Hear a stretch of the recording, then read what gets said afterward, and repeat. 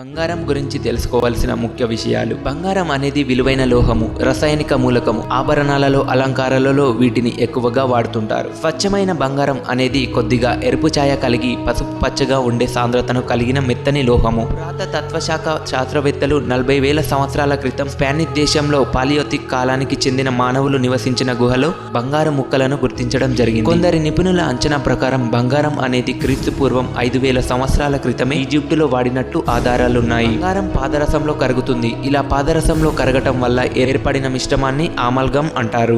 బంగారానికి సాగే గుణం ఎక్కువగా ఉంటుంది. 1 ఔన్స్ బంగారం నుండి 50 మైళ్ళ పొడవున్న తీగను తీయవచ్చు. బంగారం అనేది భూమి లోపల దొరుకుతుంది. ఇప్పటి వరకు 1,65,000 టన్నులకు పైగా బంగారాన్ని భూమి నుండి వెలికి తీశారు. వీటిలో 50% బంగారాన్ని ఆభరణాలు తయారు చేయడానికి ఉపయోగిస్తున్నారు. మిగతా బంగారాన్ని పారిశ్రామికంగా వినియోగిస్తున్నారు. ఎలక్ట్రానిక్ వస్తువుల్లో కూడా బంగారాన్ని ఎక్కువగా వాడుతుంటారు.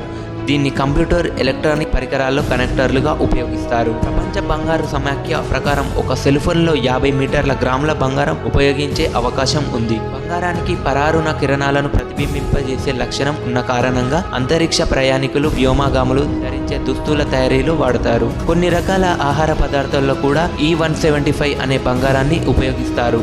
ప్రపంచంలో ఎక్కువ బంగారాన్ని కొనే దేశాలలో భారతదేశం మొదటి స్థానంలో ఉంది. 1925లో 1 గ్రాము బంగారం ధర 18 రూపాయలు ఉండేది. కానీ ప్రస్తుతం బంగారం ధర 70,000కు పైగా చేరుకుంది. ఒలింపిక్స్ జరిగే తొలి రోజుల్లో పూర్తిగా బంగారంతో కూడిన మెడల్స్ ఇచ్చేవారు. ఇలా చేయడం వలన అధిక బంగారం ఖర్చు కావడంతో ఇప్పటి ఒలింపిక్స్ పథకాలలో కేవలం 1.34% బంగారాన్ని మాత్రమే వినియోగిస్తున్నారు. పూర్వకాలంలో మన దేశంలో శ్రీమంతులు వేడివేడి అన్నంలో చిన్న బంగారపు ముక్కను కలుపుకొని తినేవారు.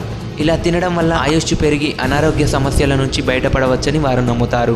ఇది నిజం కూడా. ఇప్పుడున్న పరిస్థితులలో ఒంటి మీద వేసుకోవడానికి కూడా బంగారాన్ని కొనలేకపోతున్నాం. ఇక తినడం అనేది అసాధ్యం. మానవుని శరీరంలో కూడా 0.2 మిల్లీగ్రాముల బంగారం ఉంటుంది. ఇది ఎక్కువగా రక్తంలో ఉంటుంది. సముద్రంలో కూడా సుమారు 20 మిలియన్ టన్నుల బంగారం ఉంది.